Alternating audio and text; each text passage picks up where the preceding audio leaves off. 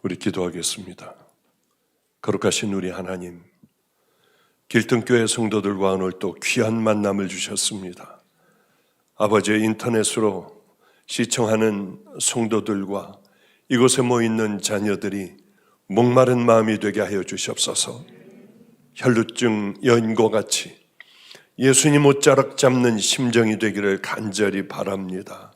바디메오와 같이 하나님, 이 시간이 지나면은 내게는 이제 찬스가 없다는 것을 깨닫고 알아 울부짖는 바디메오의 마음이 되게 하여 주소서. 우리들이 하나님 그저 습관적인 마음으로 앉아 있기에 거듭나지 못하고 새로워지지 못하며 우린 제자리에 있는 줄로 압니다. 오늘 성령님 두루 다니시며 닫혀있는 마음들을 열어주시고, 아버지여, 오늘 뜨거운 마음으로 우리가 함께 이 집회에 임할 때에 오늘도 기적의 하나님 우리에게 보여주시기를 기뻐하시는 그 하나님의 놀라운 능력이 임하는 은혜가 임하게 하여 주시옵소서. 동영상으로 시청하다 일어나게 하여 주시고 회복되게 하여 주시고 모든 길들이 풀리고 열리는 은혜가 임하기를 간절히 소망하오며 구주 되신 예수님 이름으로 기도드렸습니다. 아멘, 아멘. 정말 오늘 제가 어떻게 저는 잊어버리고 있었습니다. 여기 오는지요. 왜냐하면은 우리 공동체가 다른 공동체가 많기 때문에, 가령 예를 들어 제가 여기 2번씩 왔다, 주일 예배를 몇 번 여기서 제가 드렸다 하면은 또 저쪽에서 해달라고 하면 안 갈 수가 없고요. 그렇기 때문에 참 곤란하기 때문에 그저 집회 이렇게 한 번 하는 걸로 끝내자 했는데, 갑자기 그저께 전화가 왔더라고요. 임진영 목사한테 전화가 와서, 목사님 이제 춘천에서 크림빵이 곧 도착할 겁니다. 왜냐하면 크림빵을 제가 춘천 크림빵을 엄청나게 좋아해요. 오늘 사모가 그러더군요. 그게 정말 맛있어요, 목사님? 아니에요. 맛있는 게 아니라 우리 유치원 때, 또 교회에서 초등학교 1학년, 2학년 때 크림빵을 나눠주는데 그게 그렇게 평생에 잊혀지지 않는 크림빵이 됐는데요. 지금도 언젠가 한번 우리 임 목사가 사다 줘서 먹는데 눈이 밝아지더라고요. 이게 바로 그 초등학교 때 먹었던 크림빵인데, 그런데 참 지혜로운 게 뭐냐 하면은 저는 안 오려고 했어요. 이제 형평을 맞추기 위해서 다른 데 어려운데도 내가 좀 다니고 여기 또 온다고 하면 몰라도 매달 이렇게 오는 거는 아니다. 안 오려고 했는데, 목사님 크림빵 받으셨습니까? 안 받았는데 한 박스가 오늘 아마 6시, 7시쯤에 들어갈 겁니다. 그리고 목사님 수요일 날 집회 있지 않으셨죠? 그걸 내가 왜 잊어? 그럼 알았어. 그리고 알았어, 내가 가도록 할게 해서 저는 얼떨결에 부지런히 설교를 준비하고 오늘 이렇게 나왔습니다. 목회를 하고 또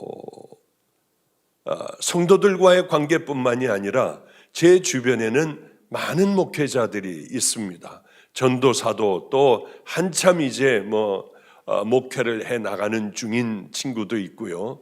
병아리 신학대학 다니는 애들도 있고 대학원도 있고 여럿이 있지 않습니까? 근데 한 가지 깊이 깨달은 게 하나가 있어요. 제가 주님을 만나 가지고 있던 모든 것들을 다 팔아버리고 이렇게 다 던져버리고요, 이쪽으로 올 때는 깊은 만남이 있어서 의사도 버리고 병원도 버리고 뭐 다 버리고 하여튼 돌이켜 쪽방으로 들어가 거기서부터 시작한 제 목회는 그냥은 그렇게 안 되는 거 아니에요. 그냥 한다고 하면 그것은 정신이 나간 사람 아니겠습니까? 저는 그러한 지난 주님과의 만남이 있었습니다. 내 인생은 이제 끝났다고 생각했던 것이 39이에요. 제가 벌써 70이 됐더군요. 그런 만남서부터 시작을 하여 그저 세상에서 잘 살다가 주님을 만나 맨 밑바닥으로 가 노숙하는 사람들하고 깡패들하고 길거리에 있는 애들 그 본도 하고 있는 애들, 얘네들하고 함께 알코올 중독자들하고 살아간다고 하는 건 엄청 힘든 거예요. 저도 냄새나는 사람이 되었으니까요. 쉬운 거는 아닙니다. 이렇게 땅바닥으로 정말 맨 바닥까지 또 내려갔다가 다시 인천에 오며 주님께서 저를 내가 너하고 이제 함께 할 거야. 내가 너를 알릴 거야. 아니, 나 같은 바보를 뭐를 어떻게 알리신다고 하지? 하고 여기에서 많은 일들을 하고 은퇴까지 했으면은, 그리고 이제 70까지 되었으면은 30여 년 동안에 하나님과의 그 관계가 저 나름대로 있을 거 아닙니까? 저는 누가 저를 끌어주는 사람도 없었어요. 혼자 그렇게 처박혀 성경을 보며 한 걸음 한 걸음 가기도 하고, 마태복음 5, 6, 7장이 저의 스승이 되어 저를 이끌고 가기도 했습니다. 그러니 얼마나 많은 경험이 있겠어요. 정말 주님과 가까이 했을 때도 있었고요. 목숨을 걸고 그 사랑으로 일할 때도 있었습니다. 이번 주일도 4번을 설교를 했어요. 2군데를 돌아다니며, 그러니까 설교 끝나고 나면은 막 상담하고 기도해주고 또 바로 올라가가지고 마가이 다락방에서요. 그 다음 8시 예배 드리고 그 다음에 10시 예배를 드리고 상담하고 막 차를 타고 또 필그림 성교교회 가서 거기서 또 그 목사가 지금 담임 목사가 이 아프리카 갔으니까 또 거기에서 12시 말씀 전하고 상담하고 밥 먹으면서 상담하고 기도해주고 2시까지 하니까 굉장히 지치더라고요. 왜 그런 줄 아세요? 나름대로 한번 최선을 다해 보려고요. 나이 먹었다고 하여 주일날 한번 설교하는 게 아니라 마지막에 가장 생명을 다해 한번 내가 이 믿음의 길을 걸어가야겠다. 그리고 또 하나가 있어요. 생명을 들이지 못하고 게을른 목사들에게 본보기가 되려고요. 나이 먹은 나도 이렇게 달려가. 어쨌든 간에 제가 이 나이, 이 기간 동안에 많은 것들을 경험하고 하나님의 살아 역사하심들, 기적들, 장님도 눈을 뜨고 별의별 많은 일들을 해가며 여기까지 왔으면은 그래도 뭔가 노하우라는 게 있을 거 아니에요. 그런데 이 노하우라고 하는 것을 성도들에게 모든 걸 다 전해주고 싶어요. 남김없이 주변에 있는 목사들에게 전부 남김없이 다 주고 싶어요. 그래서 우리가 주님 앞에 갔을 때는 너 잘했다, 너 수고하고 애썼다 하는 그 노하우가 있지 않습니까? 어떻게 가면은, 아니 또 뭘 하면은 하나님께서 엄청 기뻐하시고, 어떠한 마음으로 우리가 목회를 하면 하나님은 쳐다보시지도 않는 이런 많은 부분들이 있을 거 아니에요. 이걸 전해주면 성도들은 듣겠습니까? 안 듣겠습니까? 저를 내가 들어야 해. 그래, 여러분, 이건 제 유언으로 알고 오늘 마지막 설교같이 제가 하겠어요. 여러분들 철저히 이것만큼은 한번 붙들고 가보세요. 제가 한번 여기까지 오느라고 싸우고 악한 마귀들은, 사단들은 우는 사자들처럼 우리를 넘어뜨리려고 하는데 이렇게 하니까 안 넘어질 수가 있어요. 안 넘어진다기보다는 그래도 갑옷을 입고요, 투구를 쓰고 창과 방패를, 신발을 신고 이렇게 하고 가는 것과 동일합니다. 여러분, 이걸 하셔야 돼요. 그러면 목사들도 그걸 하겠습니까? 안 하겠습니까? 할 것 같지 않아요, 우리 같아서는. 왜냐하면은 이제 20대 애들을 제가 많이, 제 주변에는 20대 애들이, 우리 집에 있는 애들도 많아요. 여럿이 돼요. 꽤 많아요. 이 20대 애들에게 불을 질러 놓으며, 야, 너희들 내가 지금 가지고 있는 이것, 하나님을 그동안에 쭉 경험해온 이것을 가지고 너희들의 인생에 믿음의 이것을 가지고 붙들고 살아가면 너희들은 20대지만은 30년간 너희들이 가지고 있는 그 믿음을 그대로 가지고 있을 수 있어. 그러니 이렇게 해봐. 목사들에게 그 얘기를 하면 듣겠습니까? 안 듣겠습니까? 너무 이상한 게 안 듣더라는 거예요. 성도들도 그 길을 그렇게 안 가더라고 하는 거예요. 정말 그러니까 예전에는 제가 당신들은 영적인 정신병자라고 소리를 얼마나 질렀는지 몰라요. 영적인 정신병자가 아니면 어떻게 그저 내 마음대로 살아가고 습관이 된 그 삶들, 집에 돌아가면 습관이 된 그 삶으로 돌아가는, 거기 있어야만 편안한 그런 삶을 어떻게 살아가냐고 하는 거죠. 거듭남의 삶들, 주님이 기뻐하시는 그 결단하는 삶을 아무도 모르지만 마음에 담고 그 길을 그렇게 걸어가지 않느냐는 거예요. 예배도 그냥 와서 보고 가고요. 수많은 사람들이 드리는 거듭남도 없는 예배.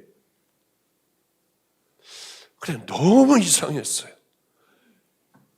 목회는 제가 주는 이 바톤을 딱 받아가지고 그 다음 달리는 자가 없을까? 이게 마음이 너무나도 많이 아팠어요. 그런데 이것은 인간이기 때문에 애들에게, 저도 우리 어머니 아버지가 그냥 공부해라, 너 왜 이렇게 공부를 못하니, 임마 공부 좀 해, 엎드려 뻗쳐봐, 그리고 그렇게 때리셔도 이거 왜 해? 여러분들도 그러잖아요. 그리고 안 하잖아요. 놀 거 놀고. 그리고 내 자식들이 또 공부 안 하고 저러는 모습 보면은 어느새 나도 너 공부 좀 해, 공부 좀 해. 그래서 아마 이렇게 세상은 돌고 돌며 또 돌고 도는 게 세상이구나. 예수님께서 가장을 해서 여기서 이 어떤 모습으로, 어떤 목사의 모습으로 여러분들에게 한다고 하면 여러분들 듣고 그 길 가시겠습니까? 그렇지가 않은 거더라고요. 주님을 깊게 만나고 온 얘기를 해도 처음에는 뜨겁지만은 그게 오래가지 않아. 여러분들 마태복음 5장을 6장 7장을 매일 죽는 그날까지 큐티를 해야 돼요. 가만히 있지 말고 자면서 딴짓하고 이렇게 이거 보고 그러지 말고 딴 거 듣지 말고 여러분들 성령님과 함께 같이 얘기를 하세요. 그러다가 자면은요 성령님과 함께 잠드는 거예요. 눈 뜨자마자 내 첫 정신이 들어오자마자 엎드려 성령님과 함께 기도해야 하세요. 그리스도를 본받아를 읽으며 이 내가 경건해지고 또한 교만을 깨뜨리는 최고의 무기가 되는 그리스도를 본받아를 꼭 큐티를 한번 해보세요. 어떤 일을 만나든지 하루에 여러 번씩 예수님이면 어떻게 하셨을까? 그거를 한번 해보세요. 해도 시간 지나 그거 하니? 죄송해요. 그거 해? 죄송해요. 아직 못하고 있습니다. 그런데 가끔 어느 성도들은 지켜나가는 성도들이 있더라고요. 그분들로 위로를 받고 때로는 너무 힘들어 쥐야 하고 소리 지르고 설교를 하고 악을 쓰고 소리를 지르고 제 방으로 들어갈 때가 있어요. 가장 중요한 건 여러분들과의 짧은 만남이 여러분의 신앙을 확고하게 주님 앞에 가는 그날까지 단 한 가지 믿음으로 살아가시는, 오늘 그것 하나 잊지 않으시는 귀한 성도님들 되시기를 주님의 이름으로 축복합니다.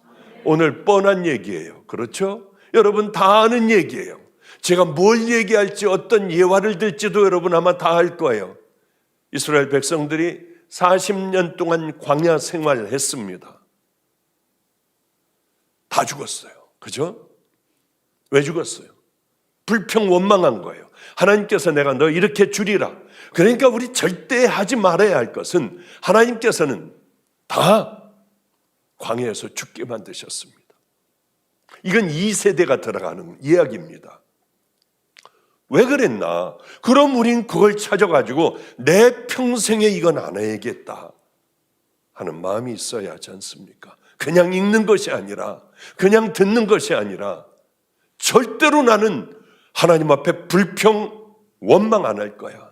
내가 암에 걸려 죽어가도, 내 자식이 죽어가도 나는 하나님 앞에 엎드려 십자가 밑에 기도하지, 내 일평생 주님 앞에 갈 때까지 나는 하나님을 향한 불평, 원망 안 할 거야.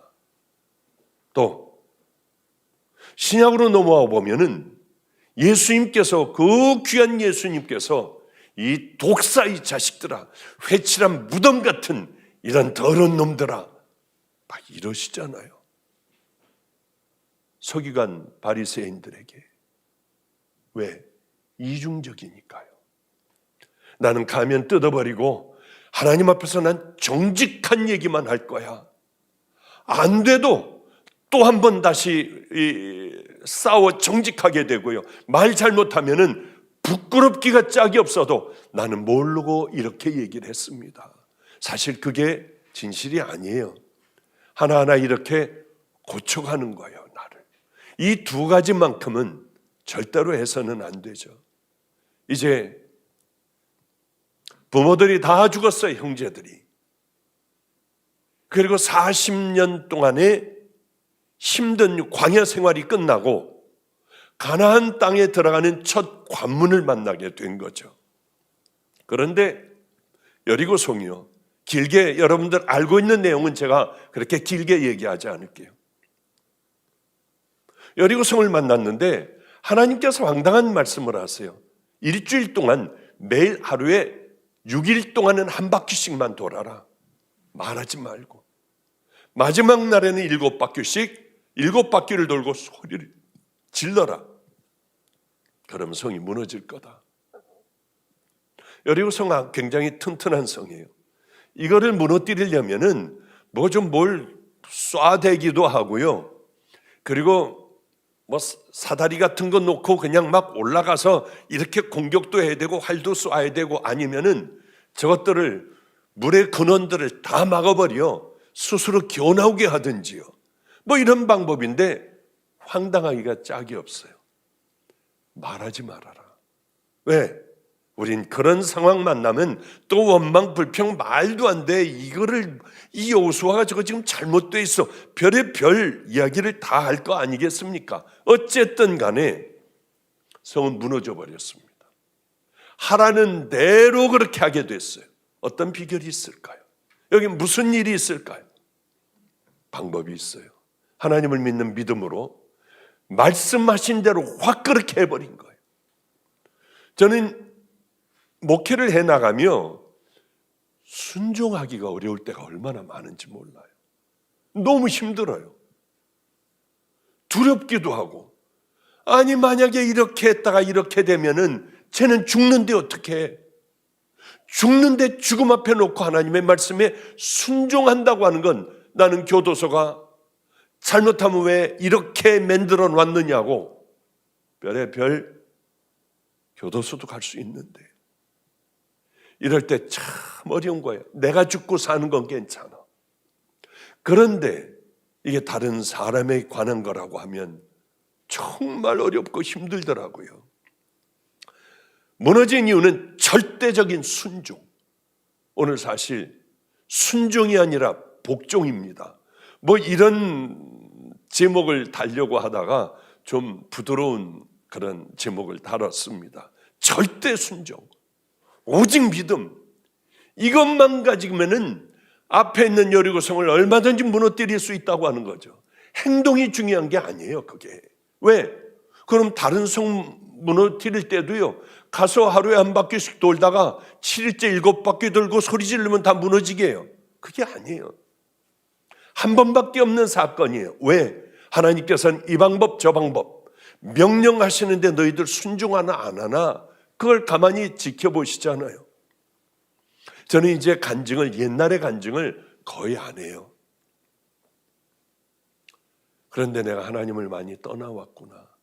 너는 죽는 그날까지 그것을 얘기해야 한다. 그럴 때 내가 함께 할 거야. 저는 목회를 하지 않습니까? 같은 얘기를 어떻게 자꾸 해요? 사람들은 공격을 하기 시작을 해요. 이제 그놈의 안성 타령진 그만하라고. 저도 모르게 슬슬 피해가기 시작을 했어요. 그러다 보니 남들과 동일한 설교를 하고 있더군요. 내가 왜 그랬을까? 내가 왜 바보 같은 선택을 했을까? 그런 생각 많이 할 거 아니에요. 저도 모르는 사이에 의식을 했다면 했을 거예요. 저도 모르는 사이에 저는 슬슬 접어놨습니다. 그런데 순종에 관한 것 한 번만 여러분 그냥 참고 들어주세요. 안성 타령이에요. 그렇게 힘들게 살아가고 있는데 이제 저기 끝나간다고 하는 터널을 다 와가는 거예요. 호원하기 시작한 거예요. 저는 이제 너무 오래돼가지고 간증을 하려고 하면 틀리는 게 있을 겁니다. 자세히 생각이 안 나요. 이제 나이가 이렇게 되고 힘들게 막 살아오다가 보니까 대충은 알겠는데 자세한 거는 잘 모르겠어요. 그러니 예전 거하고 조금 틀리면은요, 날짜가 다른데 뭐 이게 이상해, 위치가 달라, 그런 생각하지 마세요. 전 잘 몰라요. 그래 이제 안 하려고 하다 한번 하는 거야. 안성에서 힘들게 살아가고 있는데 유기성 목사님한테 전화가 왔어요. 우리 여기 PRM인데 PRM은 감리교회 기도하는 그런 단체들입니다. 목사들 모임이에요. 저는 이제 겨우 목사 한 수 받고 이제 뭐가 뭔지도 모르고 남의 뭐 설교도 어떻게 하는지도 모르고 그냥 애들하고 살아가고 뭐 이런 때에 전화가 와서 목사님들 앞에서 설교를 해달래요. 말도 안 되는 소리였죠. 그저 냄새나는 자였고 별 볼 일 없고 그저 이렇게 살아가는 게 내게는 편안한 그런 삶이었으니까요. 그래서 제가 처음에는 전화 잘못 거셨다고 했어요. 그랬더니 그러지 마시래요. 기도하다가 주님께서 분명한 마음을 주셔서 전화를 한 거래요. 저는 제일 약한 게 주님이 말씀하셨다고 하면 무조건 다 해요.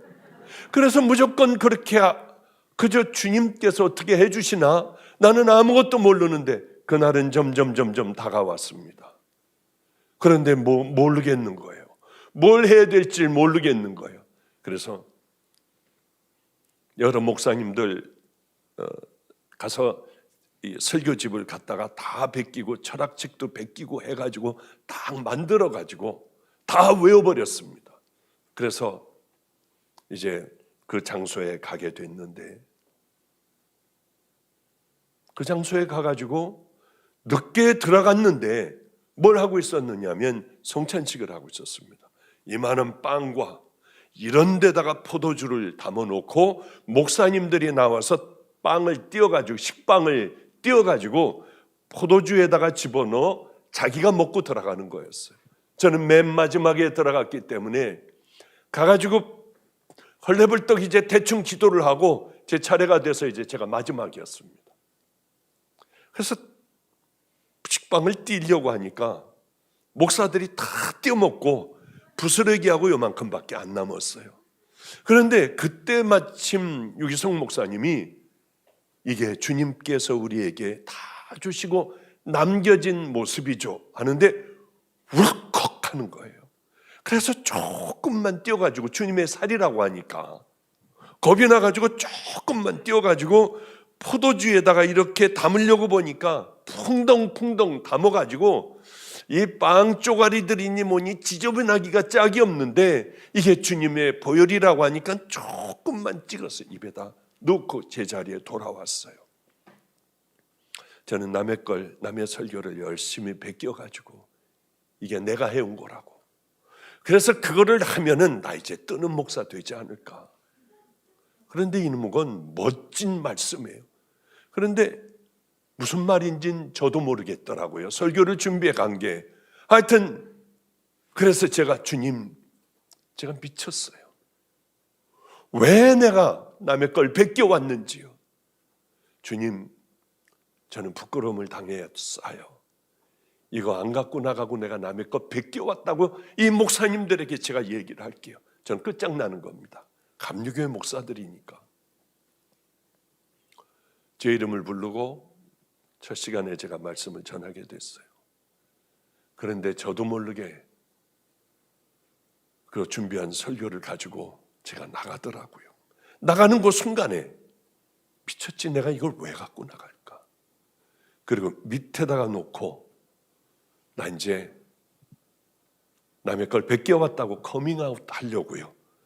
그러는데 다들 쳐다보더라고요. 기도하자고 했어요. 기도했어요.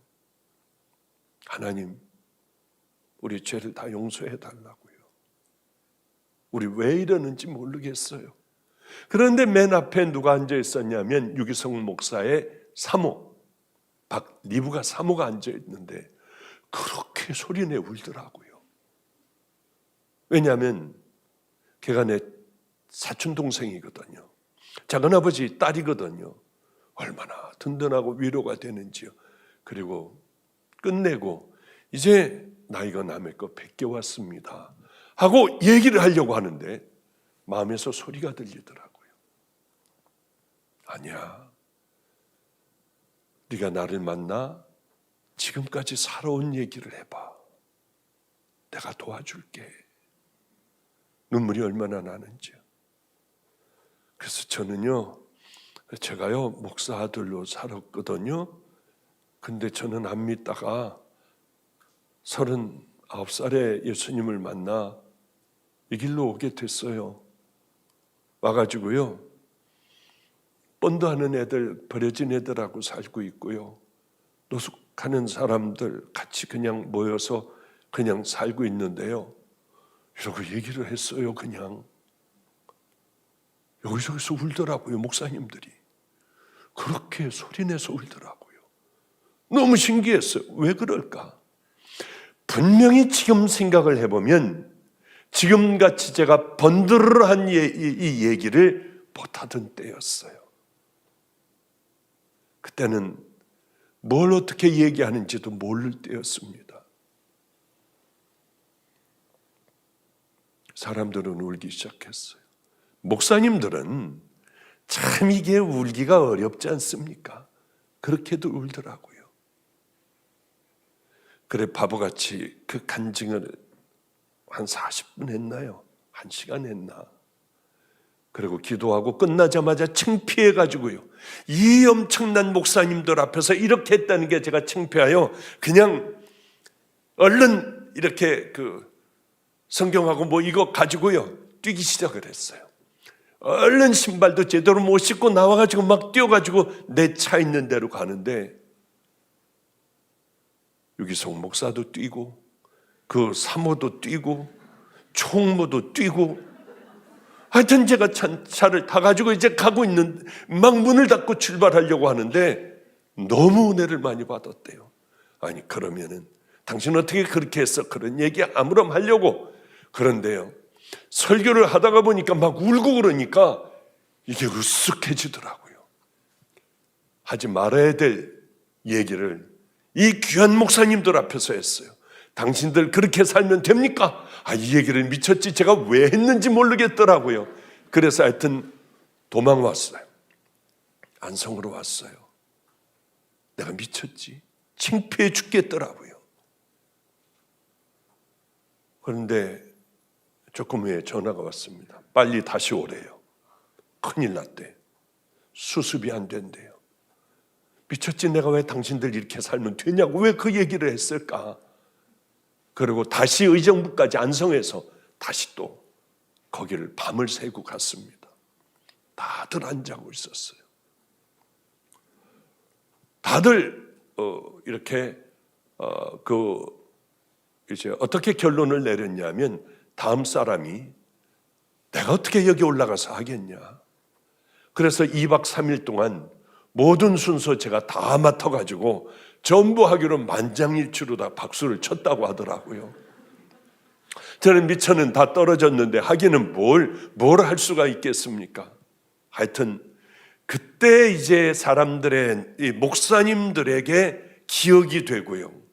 저는 그때서부터 부흥집회라고 하는 거를 참 재미있게 이렇게 다니게 됐고, 우리는 배고픔을 면하고 애들 학비, 또 이렇게 대학 가는 애들까지 대학까지 다 보낼 수 있는 열심히 다니는 부흥 강사가 돼요. 정말 대한민국 안 간 곳이 없이, 외국도 안 간 곳이 없이 그렇게 다니는 첫 시발점이 되었던 것이 바로 PRM이었어요. 그때 만약에 제가 그대로 이걸 가지고 했다라고 하면 어떻게 됐을까? 지금의 내가 정말 있을 수 있을까? 그 생각을 해보면 하나님의 말씀에 순종하길 잘했다. 예수님이면 어떻게 하셨을까? 주님 앞에서 다시 한번 물어보니 아니었어. 이걸 들고 나가는 게 아니었어요. 그때 내가 주님이 주시는 마음을 거절해 버렸다면 난 여기까지 올 수 있었을까? 생각을 해보면 그 순간은 저에게 굉장히 중요한 순간이었다고 하는 거죠. 사실 하나님께서는 이스라엘 백성들에게 너 하루에 한 번씩 돌아, 마지막 날 7번 돌아 하고 가슴 두근두근거리며 주님은 그들을 지켜보셨을 겁니다. 왜? 또 순종을 안 한다면 그들은 또 돌아야 하니까. 성도 여러분들, 우리들의 삶 속에 하나님께서 우리들에게 원하시는 바로 그것, 네가 성도냐? 남을 험담하고 하는 그거 버려야 돼. 정직하지 못한 것 버려야 돼. 너 그렇게 남을 상처 주는 것들 버려야 돼. 네 마음에 있는 상처로 남을 자꾸 상처를 주면은 너는 내 자녀가 아니야. 음란을 버려야 돼. 너는 끝까지 세상에 있는 탐욕들을 좀 버려야 돼. 얼마나 많은 주님의 명령이 우리에게 있습니까? 우리는 스스로 알아요. 영적인 우리는 하나님의 자녀들이기 때문에 내가 뭘 버려야 하고 내가 어디서 돌이켜야 하고 지금 내가 해결해야 할 문제는 무엇이고, 원수와 화해하는 네 원수를 사랑하라. 오른뺨을 때리거든 왼뺨도 돌려대. 난 누구하고 화해하고 내 마음에 맺힌 것을 난 어떻게 용서해야 하는가? 너무나 많은 우리들에게 질문이 있어요. 그럴 때 나는 어떻게 할 것인가? 예수님이라면 어떻게 하셨을까? 그 편을 택해야 합니다. 너희는 외치지 말며 너희 음성을 크게 들리지 말아라. 떠들지 말아라. 너희 입에서 아무것도 내지 말아라. 왜? 그때부터 너희들은 죄악을 범하기 때문에 여리고성은 무너질 수가 없어. 그런 입을 다물어라. 오직 여호와는 그 성전에 계시니 온 천하는 그 앞에서 잠잠할지어다. 이유가 없어요.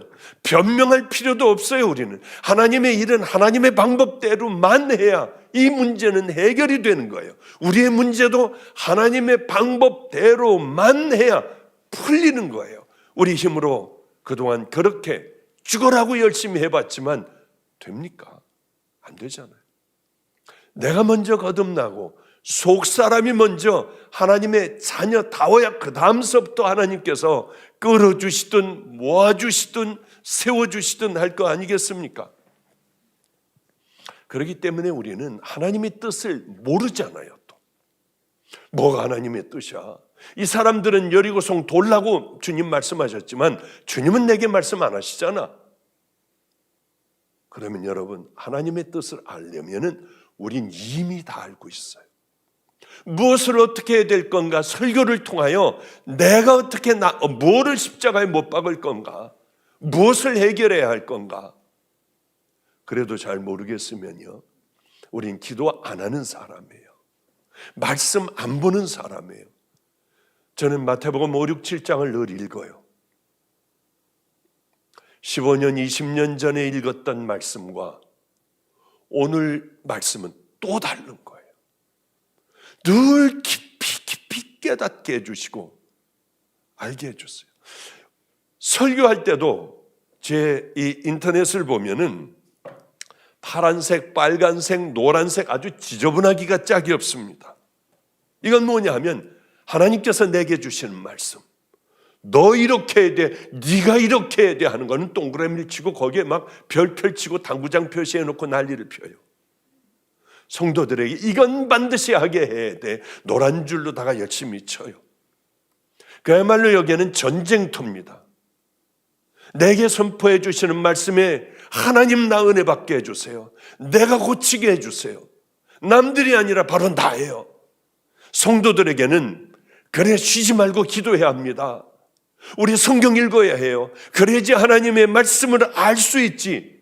하나님의 방법을 우리가 어떻게 알겠습니까? 백날 가봐야 그 일들을 안 한다면 우린 그저 교회나 왔다 갔다 하고 앉아서 깨닫지도 못하고 굳어진 이 삶을 살아가다가 하나님 앞에 갔을 때 정말 주님은 뭐라고 하실까? 이런 생각을 깊이 해야 되지 않습니까? 한 번은 기도를 하고 있는데 뜬금없는 기도가 나온 거예요. 이럴 때 제일 황당한 거예요. 왜? 이거는 내 주변에 있는 목사들에게, 부목사들에게, 또 장로들에게 얘기하여 이 일들을 실천을 해야 하는 거기 때문에요. 그런데 이게 뭐야 이건 목사님 잘못됐어요 해보니까 아니대요.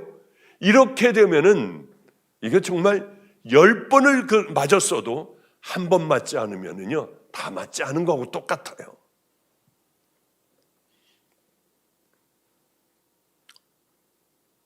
그런 일들이 저에게는 여러 번 있었습니다. 우리 장로님의 장모님이 인천 기독병원에 입원을 해 있대요. 그래도 한 번은 가야지. 갔더니 목사님 이제 다 났어요. 이제 폐렴 초기였대요.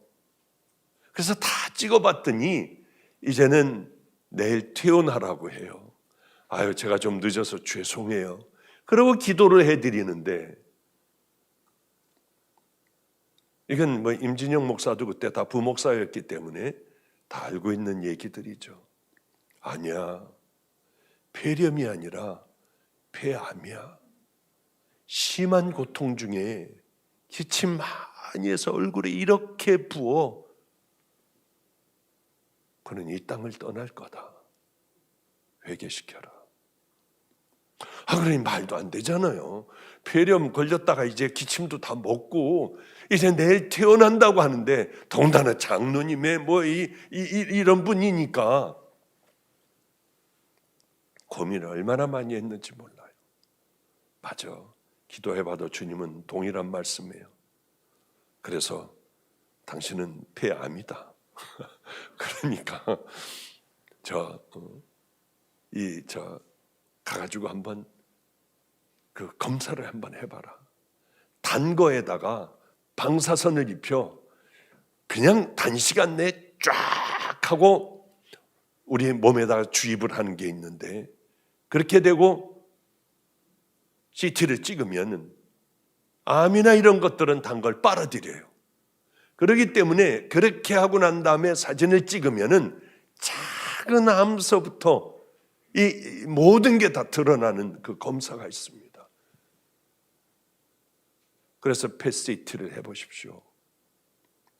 우리 목사님이 이제 영권 다 잃었다. 다들 난리인 거예요. 근데 정말 인하대학병원에 가서 순종하고 했는데 암이 숨어 있었어요. 보이지 않던 암이 숨어 있었어요. 그분은 정말 기침을 많이 하고 철저히 회개하고 주님 앞에 갔습니다. 그것은 기도하지 않으면 안 돼요. 우리가 하나님 앞에 자꾸 바로 서려고 잘은 안 되지만 넘어지고도 또 쓰고 넘어지고 바로 쓰고 우리 스스로가 큐티를 하며 하나님 앞에 거룩해지려고 몸부림을 치는 그 삶 아니면은 그게 어려운 거예요. 또 한 번은 기도하는데 내 팔로 빨리 급하게 네팔로 선교단을 꾸려 네팔의 가장 깊숙한 곳으로 문명의 혜택을 받지 못하는 깊숙한 곳으로 빨리 보내라. 또 기도해도 또 겨눈 거예요. 그래서 장로님과 그 부목사들을 이렇게 해가지고 꾸려가지고 돈도 얼른 넉넉하게 가지고 무조건 네팔을 가는데 거기서 제일 깊숙한 곳으로 가봐. 거기 내려가지고 어디가 깊숙하고 동인지 서인지 남인지 북인지도 모르고 어떻게 가냐고요. 그래도 어떻게 한번 가봐. 그래서 무조건 네팔들로 그 부목사니 장로니 잔뜩 꾸려가지고요. 전도사들이니 뭐니 해가지고 네팔에 내렸어요. 비행장에 내렸는데 어디로 갈 줄을 모르겠더래요. 그래서 일단 선교사님을 한 분을 만나 우리 목사님이 아주 깊은 곳으로 들어가라고 했는데 그랬더니 방향은 동입니까 서입니까? 그건 모른다. 그래가지고 하여튼 차를 타고 그러면은 저쪽 어디 부족들이 있는 그쪽으로 한번 가보십시오. 차 타고 이틀을 갔대요. 그 다음에 내려서 걸어가지고 이틀인가 얼마를 또 하루인가 그냥 산으로 올라가고 오르는데 돼지를 데리고 누가들 내려오더래요. 거기는 알고 봤더니 보통 나마스테라고 인사를 하는가 그랬는데 저에모신가 뭐라고 하더래요. 하여튼 그게 예수님 안에서 평안하냐고 하는 거더라는 거예요. 어느 분이 꽤 오래전에 집안에서 박해받다가 거의 죽을 지경이 되어 예수 믿는다고 하면 죽여버린다고 하니까 가정에서 도망을 나와 한없이 가다가 그쪽으로 그 마을에 도착을 산 속에 있는 작은 부족 안으로 들어가게 됐대요. 거기는 주술사들이 많고 했는데 이분이 들어가가지고 그 동네가 다 예수를 믿게 됐답니다. 근데 뒤집어져 버려. 교회에서부터 모든 집들이 다 뒤집어졌대요. 그런데 이분이 꽤 많은 세월이 흘러 허연 할아버지가 되어 교회를 지키고 있는 이분이 동네 사람들에게 그러더래요. 곧 누가 오는지 모르지만은 누가 온다. 이들이 와서 우리들의 모든 필요를 다 채워줄 거다. 내려가지 말아라. 도망가지 말아라. 조금 더 견뎌라. 곧 올 거다 그분들이.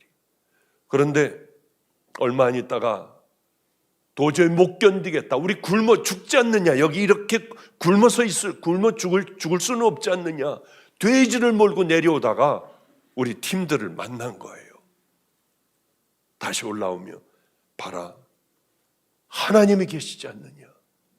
그러면 말도 안 되게 예수 믿으면 네팔 같은 곳에서는 얼마나 핍박을 받습니까? 모여있는 그 사람들에게 그 다음번에 또 2차로 보내가지고 다 무너진 것서부터 먹을 것서부터 씨앗서부터 시작을 하여 우리가 다 그렇게 한번 했던 적이 있어요. 이게 얼마나 괴로운 일입니까? 동으로 갑니까? 서로 가야 합니까? 그것도 몰라요. 그런데 역시 하나님께서는 정확하게 인도해 주시더라고요. 가장 중요한 건 뭐냐면 쉬지 말고 기도해. 그리고 하나님의 말씀을 찾고 너에게 대입하여 묵상을 한번 해봐. 그러면 우리는 하나님의 뜻을 알 수가 있어요.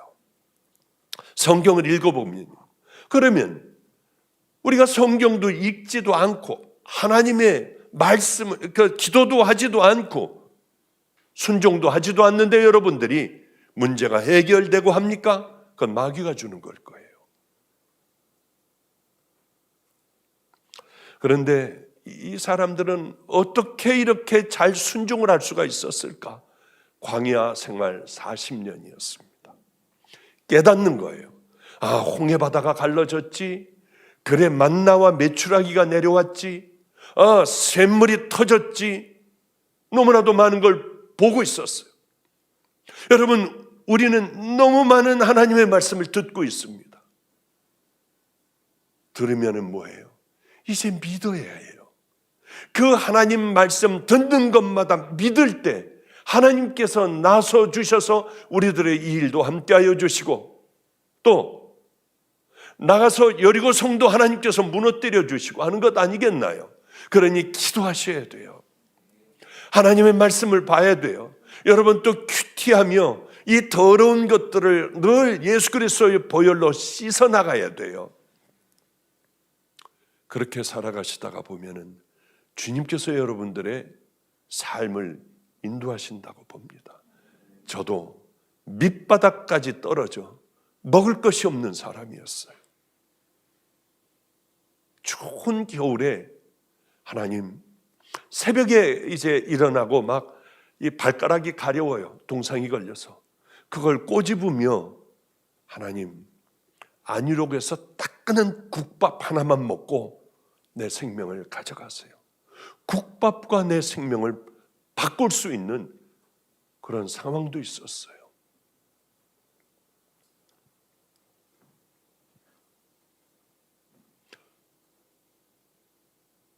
그런 어려운 가운데 믿음을 지키기는 참 힘듭니다. 그런데 저는 이게 잘 안 될 때는 확 저질러 버려요. 그렇게 확 해버려요. 안 될 때 확 그냥 다른 생각 안 하는 거야. 따지는 것도 안 하고 그냥 무조건 가가지고 확 그냥 꿇어 엎드려 버리고요. 나를 이렇게 때려서 이렇게 나를 멍들게 한 그놈 그럴 수가 있어. 확 면회를 막 달려가가지고 면회를 신청하고 확 나가서 해버리는 거예요. 그럴 때 걔네들이 고꾸라져요. 순종은 이렇게 무서운 거구나. 만약에 그때 순종하지 않았더라면 전 지금도 지옥 가운데 있었을 거예요. 그렇게 어떻게 내가 키운 놈이 나를 때려가지고 이렇게 그렇게 멍이 들게 하고 보라색이었어요. 다. 눈에는 눈을 뜨면은 시뻘건 것들이 달려 돌아다니고요. 만약에 그렇게 예전에 찾아가지 않았다면 전 지금도 중옥 가운데 있었을 거예요. 생각하면 고개를 흔들었을 겁니다. 그러나 찾아갔을 때 그 아이는 그렇게 울었어요. 왜? 부모도 버렸거든요. 믿음이 얼마나 중요한지요. 확 해버리는 것, 저질러 버리는 것. 그런 삶이 여러분에게 쌓이게 되면요, 얼마나 재미있는 신앙생활 할 수 있는데요. 이게 한 2, 3일 전의 일인데 어느 섬에 작은 슈퍼 있죠. 조그만 섬에 왜 조그만 뭐 라면 팔고 뭐 팔고 하는 데 있지 않습니까? 거기 어떤 할머니 한 분이 계셨어요. 할머니는 예수 믿는 분이었는데 제가 설교하는 이 설교를 늘 그 섬에서 휴대폰으로 들으시는 게 낙이었던 모양이에요. 그런데 제가 우리 어머니가 65세시고 아버님이 67세세요. 아직도 늘 건강하세요. 박 목사 승리하고 오늘도 그 말씀 듣고 나왔어요. 얼마나 기억력이 좋으신지요. 이렇게 구부러진 것도 없어요. 어쩌면 그렇게들 오늘도 밑에 있는 목사의 딸 영어를 가르쳐 주시더군요. 또 저녁이 되면은 일본어를 가르치세요. 영어도 가르치고 일본어는 한국말보다 더 쉽게 꿈도 일본어로 꾸신다고 하니까 95세 된 분이에요. 그런데 가끔가다 이제 설교에 이런 설교를 하니까 이 할머니가, 섬에 있는 할머니가, 그래, 그 박보영 목사님네 아버지와 어머니 목도리를 만들어 드려야겠다 하고 열심히 기도를 하며 목도리를 2개를 만들어 놨대요. 그런데 어떻게 전해줍니까? 할머니가 섬에 있는 할머니가 어떻게 뭐 어디에다 전화해가지고 뭘 이렇게 저를 찾고 할 수 있는 방법은 없잖아요. 목도리를 놓고 기도했대요. 하나님, 목사님 어머니 아버지에게 이거 좀 돌아가게 해주세요 하는데 필그림 교회에 청년들이 이정현 간사가 있습니다. 그 간사가 운전을 하고 큰 차를 빌려 청년들을 다 태우고 겨울이면은 전도 여행을 가는데 가다가 하필이면 왜 그 차를 가지고 그 섬으로 들어갔는지 알지를 못해요. 왜? 아니 충청도니 전라도니 경상도니 이렇게 돌아다니면서 하는데 왜 그 섬으로 들어갔는지, 그 섬까지 들어가서 작은 가게가 있으니까 야, 저기 가서 먼저 전도를 하자. 그러고서들 이제 쭉 들어갔는데 제 설교 소리가 나더래요. 그래서 아니 우리 박보영 목사님 설교가 왜 여기서 나옵니까? 그러니까 이 할머니가 벌떡 일어나더니 아니 박보영 목사님을 알아요? 우리 목사님이세요. 우리 목사님이요. 할머니가 눈물이 글썽글썽해서 그간의 사연을 얘기를 하더래요. 그래가지고 이정현 간사가 전도사가 그걸 가지고 우리 집을 왔어요. 어머니에게 이제 이렇게 목도리를 해드리고 활짝 웃어보시라고 웃으셔가지고 사진을 얼른 찍어서 그 할머니에게 제가 직접 감사합니다. 그리고 보내드렸어요. 그리고 안 되겠더라고. 기도를 해드려야지. 이런 귀한 하나님의 사람에게 기도를 해드려야지 하고 전화를 했더니요. 기도를 넘어가시려고 그래요. 인터넷에 나오는 그 목사님 맞네요. 목사 혼자 그러시는 거 맞아. 목사님 이것도 또 들으실 거야 아마. 맞아 목사님이야. 이건 목사님이야. 그래서 기도를 해드렸어요. 이거는 어쩌다 일어난 일일까요?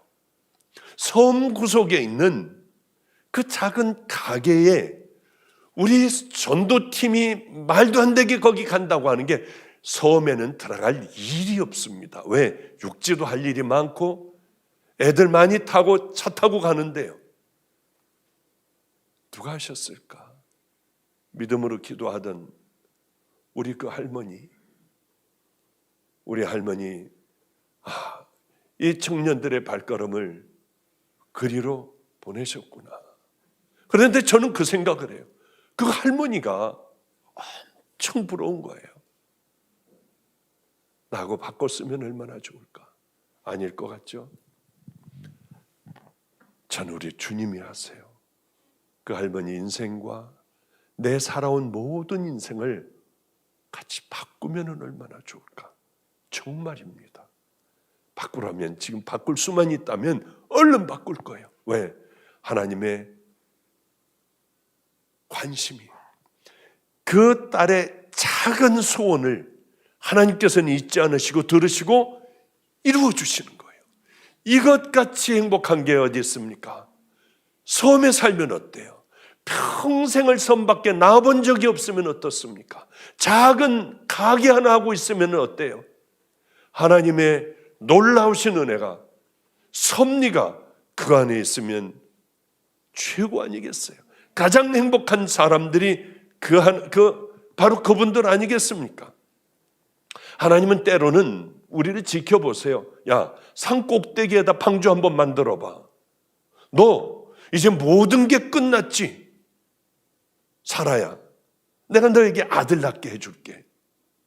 이런 거예요. 가만히 보니까 우리 어머니가 지금 95세거든요. 야, 너 이제 애기 낳을 거야. 이게 말도 안 되는 얘기예요. 우리 어머니 들으시면 엄청 화내실 것 같아요. 모세에게 온 히브리 민족 네가 다 구원 한번 해봐. 이제 끝장난 할아버지한테요. 기드온에게 야 300명만 데려가서 저 많은 군인들, 이 군사들을 네가 한번 물리쳐봐. 이건 왜 그러시냐면은 저는 여러 번 경험했어요. 내가 바로 네 하나님이야. 네가 믿고 따르는 나는 바로 그 하나님이야. 그런데 언제 이런 일들이 일어납니까? 능력의 하나님을 믿는 거예요. 그 할머니는 분명히 본인이 믿고 있는 하나님, 이 하나님 앞에 기도하면은 누군가가 와서 배달해 줄 줄 알고 간절하게 기도했을 거 아니에요. 하나님은 그런 하나님이에요. 노른 뺨 때리면 왼뺨 돌려대. 겉옷 달라고 하면 속옷 다 줘버려. 용서는 70번씩 7번을 해줘. 아니 그러니까 다 해줘버려. 겉옷을 달라 하면 속옷 줘. 이게 하나님의 방법인데 우리 방법하고는 이게 배치가 돼요. 이해도 안 돼요. 할 수도 없어요. 우린 하나님의 방법으로 하면 손해볼 때가 많습니다. 그죠? 그런데 하나님 말씀대로 순종할 때요, 하나님은 내 기도를 들어주세요. 내 자식들을 잘 되게 해주세요. 자기 방법대로 살아가는 사람들이 이 땅에 얼마나 많아요. 하나님의 말씀에는 귀도 안 기울여요. 택도 없는 거예요. 어디를 뭘 원수를 어떻게 사랑하고 나를 때리는 자를 어떻게 용서해. 시간이 많이 지났군요. 그냥 이 얘기 한번 하고 좀 맞춰볼까요? 그럼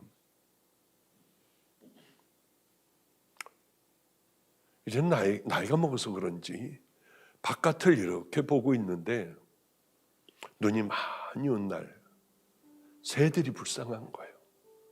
새들이 푸득푸득하고 날아다녀요. 쟤네들은 뭘 먹을까? 나는 이렇게 따뜻한 곳에 배불리 먹는데. 그래서 얼른 새 모이하고 새 통들 나무마다 이렇게 다뤄놓는 거 한 20여만 원어치를 사오라고 했습니다. 그래가 인터넷으로 사가지고 쭉 담아서 이제 매놓고 걸어놓고 하는 권사님이 계세요. 그 일들을 해주는 권사님에게 부탁하여 이제 사다리를 놓고 새 그것들을 다 놔뒀습니다. 근데 이분을 보면은 새들이 얼마나 많이 와가지고 먹는지요. 우리 집은 온통 새천지예요. 이 새가 와가지고 먹으면 다음 새가 오고, 큰 새가 와서 먹다가 텃세 부리고 작은 것들 오면 쫓아내기도 하고요. 이 큰 새가 배불러 가면 작은 새들이 또 오기도 하고요. 바닥에도 뿌려놓기도 하고. 그걸 보면 얼마나 행복한지 몰라요. 정말 즐거워요. 밤낮 밖을 내다보고 있어요. 여기도 새들이, 저기도 새들이, 온갖 새들이 다 모여들어요. 그런데 이렇게 보고 있는데 어느 날 저 뒤쪽에 있는 모이를요, 이 권사님이 다 모이통을 가로주고 있어요. 그건 매단 것만이 아니라 그걸 또 돌보기 시작을 하더군요. 이분은 제가 보는 걸 모릅니다. 왜? 저는 위에서 보고 있으니까. 가꾸고, 그래서 이 사람은 새에 대하여 전혀 관심이 없지만은 목사가 새에 대하여 관심이 있으니까 우리 집에 오면 눈이 오면 눈도 쓸어주세요. 우리 담임 목사가 새에 대하여 관심이 있으니까 열심히 새 모이도 갈아주고 위치도 바꿔주기도 하고, 새가 날라와가지고 푸득푸득 하면서 이게 못 먹으니까 가지 있는 데다가 잘 해주기도 하고. 그 모습을 보는데 저분에게 내가 뭘 해줘야 할까? 저분의 소원은 뭘까? 그걸 들어줘야겠다. 혹시 아들이 하나가 있는데 아직 장가를 못 가고 있는데 한 번 와가지고 내게 부탁을 했는데 아들이 결혼하는 걸까? 주라고 기도하는 거예요. 그래, 내가 이거 아들 장가 갈 수 있도록 그냥 하나님 앞에 간절히 기도하여 결국은 결혼을 시켜놔 버려야겠다 하고 제가 기도하기 시작을 했어요. 우리 권사님한테 딸 줄 분이 있으면은 저에게 얼른 연락했어요. 제가 주례해주고 매일 안수도 해주고 할 테니까. 어쨌든 간에 저분이 저렇게 내가 좋아한다고 하여 불쌍하게 여기는 새들을 돌보는 거 보니까 뭐든지 다 해주고 싶더라고요. 저분이 원한다면 뭐든지요. 그러다 얼른 그 생각을 하게 됐어요. 그래, 나도 저 권사님 같은 삶 살아야지. 하나님 앞에 저 권사님 같은 나는 그 삶을 반드시 살아갈 거야 하는 생각을 했습니다. 작은 것부터 싸우세요. 큰 것부터 하려고 하지 말고 작은 것부터. 오늘 본문은 그거 아니에요. 그렇게 돌았더니 말씀하시는 대로 입도 딱 다물고 무조건 순종했더니 무너졌다. 오늘 그 말씀 아니에요. 가라 하면 가고 오라 하면 오고, 자존심 상하지만 다 네가 잘못했다고 그래. 그럼 잘못했다고 하고, 돌라고 하면 열심히 돌고요. 예배하라고 하면 예배하고, 기도하라고 하면 하고, 사랑하라고 하면 하고, 용서 좀 해라, 용서하라고 하면 입 좀 다물어라 하면 입도 다물고요. 네가 좀 한번 섬겨봐, 교만 좀 버려. 그러면 우리들 자존심 다 십자가에 못 박아버리고 그렇게 하는 것이요. 이건 하나님 앞에 귀하고 아름다운 겁니다. 그래서 잠깐 와서 성도님들하고 함께 말씀 전하고 저는 돌아가요. 내 뜻이 아니라 하나님 뜻 한번 해보자고요. 그리고 유언같이 다시 말씀드려요. 마태복음 5, 6, 7장 매일 한 절이라도 좋아요. 심령이 가난한 자는 복이 있나니 천국이 저희 것이며. 그럼 내 심령에는 천국 가려고 하면은 내 심령이 가난해야 되는데 나 뭘로 가득 차 있나? 거짓, 위선, 탐욕, 분노, 열등감 다 버리는 거예요. 하나하나 버리기 시작하는 거죠. 성령님과 늘 샤워하면서도, 쓸데없는 시간이요, 잠자면서도, 운전하면서도, 밥 먹으면서도 그저 그분과 함께 이야기하는 것, 자투리 시간에. 그럼 여러분들 하루에도 몇 시간을 기도하는 거가 돼요. 어떤 일을 만나면 예수님이면 어떻게 하셨을까? 그분이 하셨던 거 확 해버리는 거. 생각하면 안 되니까 그냥 가가지고 아무 생각 안 하고 달려가가지고 확 다 해버리는 거죠. 그리스도를 본받아 365 여러분 다 나눠드렸잖아요. 우린 제 주변에 있는 모든 교회, 모든 성도가 다 이거 하고 있어요. 그렇게 살아가다 보면, 작은 것부터 순종하다 보면 언젠가는 여러분들 순종하는 믿음의 용사들 될 줄로 믿습니다. 꼭 그 믿음의 길 놓치지 말고 반드시 주님 앞에 가는 그날이 오니까, 여러분들 어리석은 내가 너를 알지 못해, 내 열심으로 믿는 하나님이 아니라 성경에 기록된 그 하나님을 따라가시는, 순종하시는 믿음의 성도들 되시기를 주님의 이름으로 축복합니다. 기도하겠습니다. 거룩하신 우리 하나님, 어리석은 인생을 살아갈 때가 얼마나 많았는지요. 하나님 다시 한번 결단하게 하여 주소서. 그저 멍하게 앉아있는 성도들의 심령의 문을 열어주셔서 아버지, 이게 얼마나 크고 귀한 일인가를 깨달아 이제는 작은 것부터 순종하며 안 되는 것은 확 순종해버리고 다음 생각하는 귀한 자녀들 다 되게 하여 주소서. 우리의 마음에 여리고 성들이 무너지기를 소망합니다. 거짓된 믿음들을 이제 다 토해내게 하여 주시고 순종의 믿음의 길을 걸어갈 수 있는 성도들 되게 하옵소서. 예수님 이름으로 축복하옵고 기도드렸습니다. 아멘.